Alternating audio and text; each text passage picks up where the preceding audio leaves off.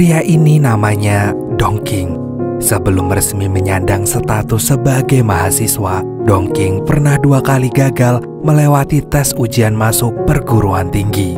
Bahkan ia nyaris mengikuti jejak ibunya sebagai seorang petani lantaran tak ada biaya untuk kuliah.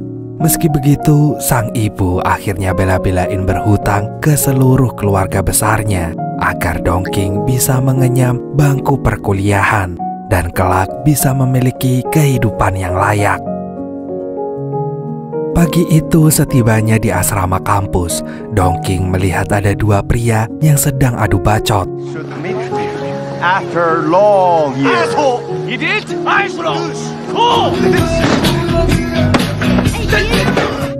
Tuh 2 bocah buru-buru menghampiri Dongking. Meski begitu, adu mulut di antara mereka terus berlanjut hingga membuat Dongking pusing 7 keliling. Rupanya pria berambut klimis ini bernama Xiao Jun. Ia berasal dari keluarga yang jago banget berbahasa Inggris. Bahkan ayah dan kakeknya pernah menetap di Amerika. Untuk itulah, dimanapun Xiao Jun berada, ia selalu saja mengeluh-eluhkan Amerika sebagai negara dengan masa depan yang cemerlang. Sementara itu, pria berambut gondrong ini namanya adalah Wang Yang. Meski bahasa Inggrisnya nggak sejago Xiao Jun, tetapi Wang Yan ini lihai banget dalam urusan memikat hati perempuan. Apalagi seorang turis Amerika yang bernama Lucy. Ya, bisa dibilang Wang Yang ini merupakan anak paling gaul di kampusnya, yang demen banget nonton film Hollywood supaya bisa gegayaan seperti orang barat. Melihat betapa kerennya bahasa Inggris Wang Yang dan Xiao Jun, Dongking pun seketika tertarik untuk belajar bahasa Inggris. Ia kemudian mengikuti English Club. Dan pas Dongking nyoba ngomong bahasa Inggris, semua anggota di klub itu menghina dan menertawakannya. Gak tega melihat Dongking menjadi ledekan, Xiao Jun pun segera mengajari Dongking dengan bangganya. Xiao Jun lalu memamerkan kamus bahasa Inggris miliknya. Sayangnya tuh kamus gak boleh dipinjem. Meski begitu, Dongking sama sekali gak berkecil hati. Yang ada dia malah bertekad akan membaca 800 buku sampai dirinya lulus kuliah. Ketika Dongking sedang asik membaca, tiba-tiba seorang wanita bernama Sumei duduk bergabung di sebelahnya. Melihat itu, Dongking sontak kaget sekaligus terkesima dengan kecantikan Sumei. Dan detik itu juga hati Dongking langsung berdebar nggak karuan. Namun sayangnya pas Dongking mau ngajak kenalan, tuh cewek langsung menolaknya mentah-mentah. Keesokan harinya di suatu kelas ada seorang dosen yang sedang menjelaskan bahwa rasisme di Amerika masih saja terasa sangat kental dan sampai kapanpun gak akan pernah bisa dihilangkan. Mendengar penjelasan itu, Xiao Jun tentu saja membantahnya. Xiao Jun bersumpah akan membuktikan sendiri kalau dosennya itu telah keliru dalam menilai Amerika. Gak terima omongan dosennya dicela, seorang mahasiswa menginstruksi seisi kelas untuk segera nampolin Xiao Jun dan juga Wang Yang. Dan atas kejadian itu, hubungan Xiao Jun, Wang Yan, dan juga Dongking terjalin semakin solid seperti 3 serangkai. Xiao Jun dan Wang Yang pun gak segan-segan membantu Dongking menyatakan perasaannya kepada Sumei.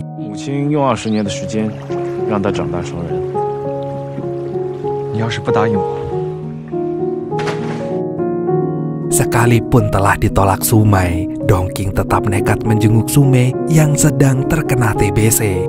Saking cintanya dengan Sumei, Dongking sampai rela tertular TBC. Melihat pengorbanan Dongking, hati Sumei pun akhirnya tersentuh. Dan mulai saat itu, mereka pun resmi pacaran. Selang beberapa hari berlalu, Wang Yang akhirnya menjenguk Dongking yang tertular TBC. Sementara Xiao Jun berhalangan hadir lantaran dia sibuk dengan persiapan tes TOEFL-nya. Sebagai gantinya, Xiao Jun pun meminjamkan kamus bahasa Inggrisnya waktu itu. Dan gak sengaja Dongking menemukan sebuah kertas yang bertuliskan Suatu hari nanti kamu pasti bisa membuatku cemburu. Dan ternyata tulisan di surat itu menjadi kenyataan setelah mereka bertiga lulus kuliah, di mana visa Dongking ke Amerika selalu ditolak dikarenakan bahasa Inggris Dongking masih terdengar sangat kampungan meski dirinya telah berhasil membaca 800 buku. Sementara visa Xiaojun langsung diterima tanpa kendala apapun. Keesokan harinya di bandara, Dongking bersumpah bahwa suatu hari nanti dirinya pasti bisa bergantian bikin Xiaojun cemburu dengan kehidupannya. Sambil tersenyum, Xiaojun bilang kalau itu gak mungkin terjadi karena dirinya akan menetap selamanya di Amerika. Gak peduli dengan omongan itu, Dongking segera menarik Xiaojun dan Wang Yang ke dalam pelukannya. Dan setelah itu, Xiaojun pun beranjak pergi. Dan meski tetap stay cool, nyatanya Xiaojun tetap meneteskan air matanya.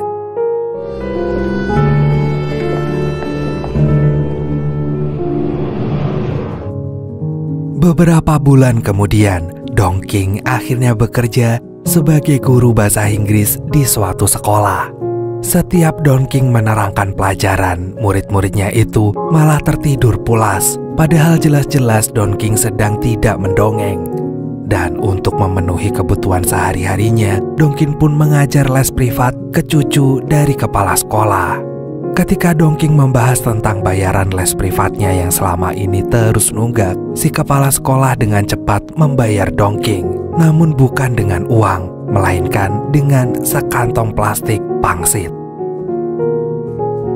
Meski begitu, Dongking tetap menepati janjinya kepada Sumei, yaitu membelikan buku persiapan TOEFL yang akhirnya Dongking beli dengan uang tabungannya. Namun semua itu terasa sia-sia karena ternyata Sumei berhasil membuat visa ke Amerika. Mendengar itu, hati Dongking pun langsung hancur berantakan. Bukan karena Dongking iri, tetapi karena Dongking takut jika Sumei gak pernah kembali lagi dalam pelukannya. Bersamaan dengan itu, Wang Yang pun rupanya mengalami nasib yang sama dengan Dongking. Iya, Lucy akhirnya memilih pulang ke Amerika. Dan atas kejadian itu, arah hidup Wang Yang langsung buyar semua. Selain ditinggal kekasihnya, novel Wang Yang sama sekali gak laku di pasaran. Kini Wang Yang benar-benar sangat frustasi. Dan untuk terbebas dari rasa frustasinya itu, Wang Yang pun meminta Dongking memotong rambut gondrongnya itu sampai sependek mungkin sebagai upaya untuk menyambut hidup yang baru. Di suatu malam, Dongking mendapatkan telepon singkat dari Sumei yang ingin menyudahi hubungan mereka. Dongking gak habis pikir kenapa masalah selalu saja bertubi-tubi menimpa hidupnya. Seakan-akan semesta belum cukup puas mencabik-cabik perasaan yang hancur karena putus cinta. Kini Dongking pun terancam ditendang dari sekolah karena pihak sekolah telah mengetahui soal les privat Dongking yang jelas-jelas sudah melanggar aturan sekolah. Dan pada akhirnya Dongking pun mengundurkan diri dari sekolah. Di hari terakhirnya mengajar, Dongking berteriak membangunkan murid-muridnya yang sedang tertidur. Setelah itu, Dongking menceritakan tentang kebodohannya di masa lalu dan betapa malang dirinya yang diputuskan secara sepihak oleh pujaan hatinya. Tanpa disangka-sangka, cerita tragis itu malah membuat seisi kelasnya dipenuhi dengan tawa. Dan dengan berat hati, Dongking pun pamit undur diri dari sekolah. Di tengah keputusasaannya itu, sebuah ide cemerlang tiba-tiba melintas di benak Dongking, di mana Dongking akan tetap menyeriusi les privat bahasa Inggrisnya. Dengan bantuan Wang Yang, Dongking pun mulai menempelkan brosur tentang les privatnya itu di setiap tembok ataupun tiang listrik. Setelah berhasil mendapatkan beberapa murid, Dongking pun mulai les privat bahasa Inggrisnya itu di KFC. 点一份鸡块，他们就可以做一整天。ambulance， 怀孕的 pregnant。 Lambat laun les privatnya itu berhasil menyedot perhatian banyak orang. Melihat bisnis les privatnya berkembang pesat, Dongking segera mengajak Wang Yang untuk bergabung bersamanya. Tanpa pikir panjang, Wang Yang langsung menerima ajakan tersebut. Lalu mereka pergi ke gedung tua milik pemerintah yang rupanya sudah lama terbengkalai. Dongking memanfaatkan gedung itu sebagai tempat untuk les privat yang kian hari semakin banyak peminatnya tersebut. 女生找男生，如果只看长相 ，aesthetics， 像他这么卑鄙，心里一定非常痛。 Which is what I am。 那你们最近看什么电影？ Kini Dongking dan Wang Yang telah berhasil mengumpulkan pundi-pundi uang. Sementara itu, nasib Xiaojun di Amerika semakin luntang-lantung gak jelas. Setelah dipecat sebagai asisten profesor di lab biologi, kini Xiaojun pun kerja sebagai pelayan di sebuah restoran, di mana dia mendapatkan upah yang paling rendah karena dia bukan orang asli Amerika. Xiaojun yang udah muak dengan segalanya pun akhirnya memutuskan untuk kembali ke Cina. Kepulangan Xiaojun itu langsung disambut hangat oleh Dongking dan juga Wang Yang. Mereka lalu menggunting rambut Xiaojun sebagai tradisi dari pulang merantau. Lalu Xiaojun pun diajak ke tempat les privat milik Dongking dan juga Wang Yang. Dan alangkah kagetnya Xiaojun saat mengetahui bahwa dua sohibnya itu telah memiliki murid sebanyak lebih dari 2000 siswa. Keesokan harinya dengan sangat bangganya Dongking memperkenalkan Xiaojun di depan para murid-muridnya. Sayangnya Xiaojun yang biasanya percaya diri itu mulai berbicara dengan terbata-bata. Sekelebat bayangan buruk selama tinggal di Amerika menghantui Xiaojun hingga membuatnya buru-buru kabur ke belakang panggung. Dan dengan sigap Dongking mengatakan bahwa Xiaojun masih jet lag. Makanya dia sedikit ngeblank. Setelah dirinya kembali tenang, Xiaojun segera menemui Dongking dan juga Wang Yang. Xiaojun berpikir kalau dirinya nggak cocok menjadi seorang pembicara. Maka dari itu, Xiaojun ingin mengambil alih sebagai penasehat untuk orang-orang yang akan mendaftarkan visanya.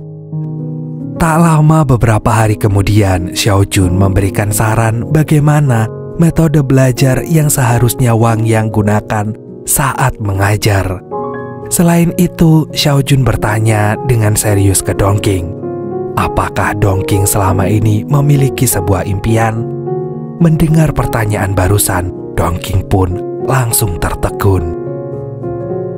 Dongking lantas menjawab pertanyaan tersebut saat dirinya berpidato di depan ribuan muridnya yang sedang kepanasan.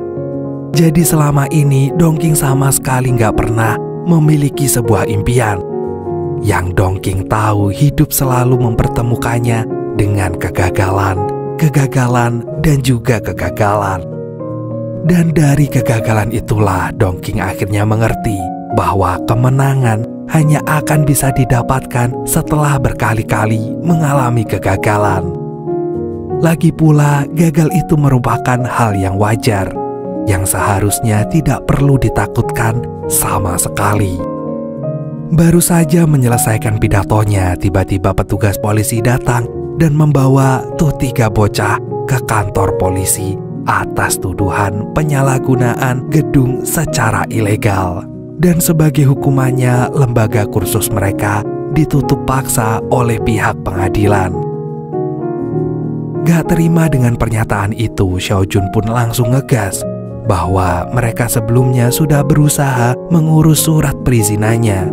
Namun leletnya tanggapan pemerintah membuatnya sampai sekarang belum berhasil mengantongi izin tersebut.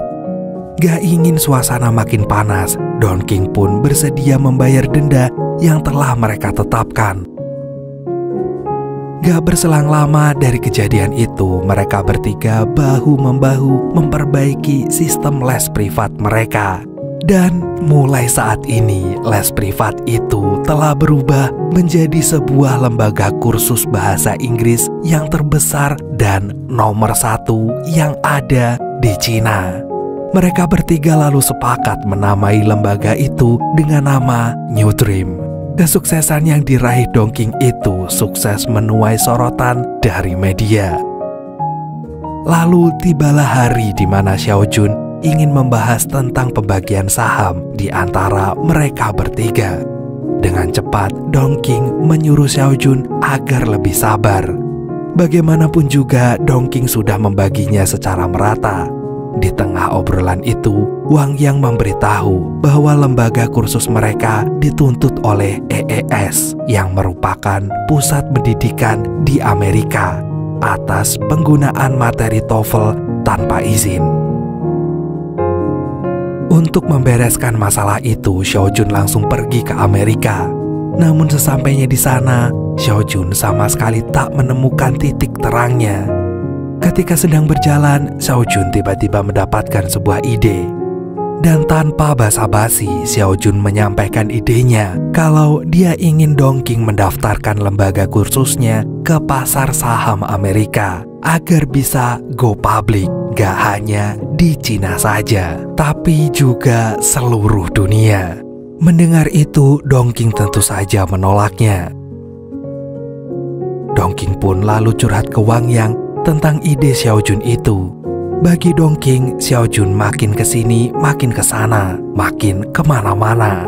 Seolah-olah Don King harus selalu tunduk dengan omongannya. Padahal udah jelas-jelas bahwa Don King lah yang membangun lembaga kursus ini dari nol. Di tengah rapat mengenai pembahasan pembagian saham, Don King dan Xiao Jun kembali terlibat dalam perselisihan. Gak ingin suasana semakin runyam, Wang Yang lantas buru-buru meleraikan. Namun tiba-tiba saja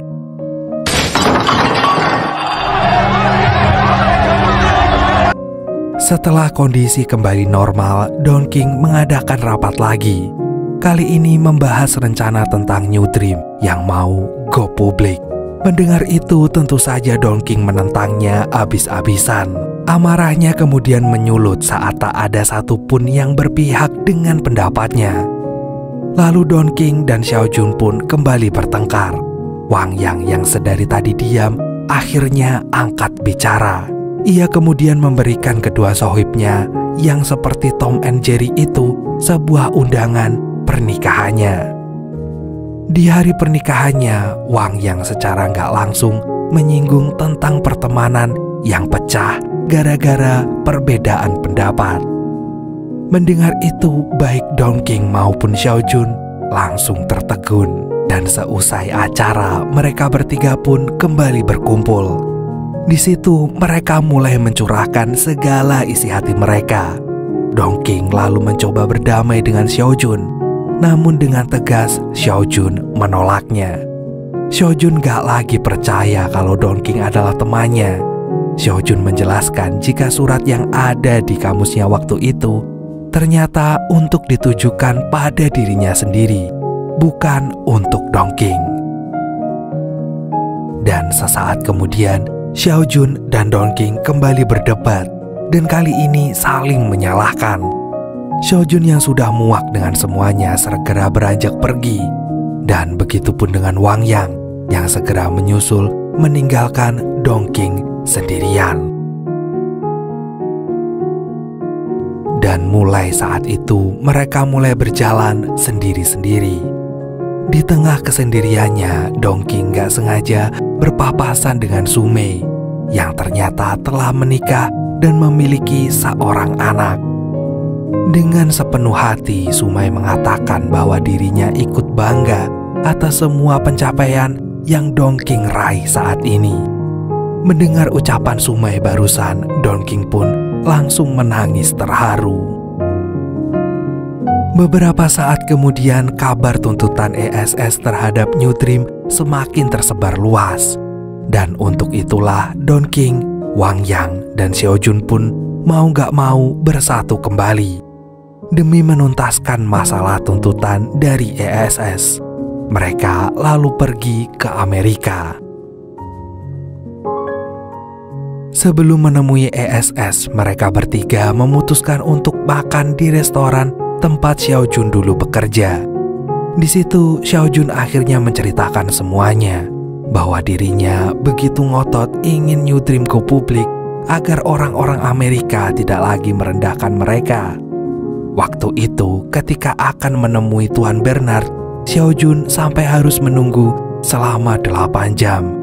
Dan setelah menunggu selama itu, Xiaojun baru diberitahu bahwa Tuan Bernard sedang sangat sibuk dan tidak bisa ditemui. Ketika pertemuan dengan ESS sedang berlangsung, Dongking tanpa basa-basi segera menunjukkan kebolehannya dalam berbahasa Inggris dan mengenal pasal-pasal hukuman yang menjerat kesalahan lembaganya. Hal itu lantas membuat pihak ESS tercengang. Meski Dongking mengajarkan TOEFL dari materi dan soal ujian ESS, tapi Dongking yakin mereka berhasil menaklukkannya dengan jerih payah, bukan karena sebuah kecurangan.